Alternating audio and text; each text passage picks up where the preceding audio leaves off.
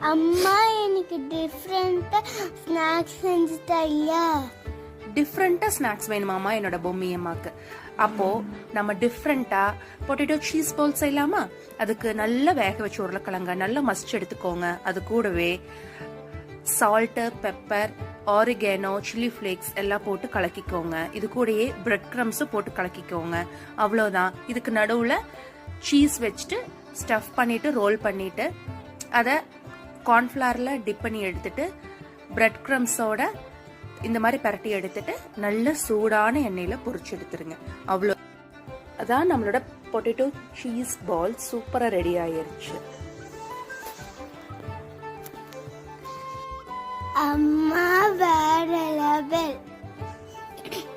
Thank you Bommi அம்மா. சூப்பராக என் கிட்ஸ்க்கு ரொம்ப பிடிச்சது. நீங்களும் ட்ரை பண்ணி பாருங்க.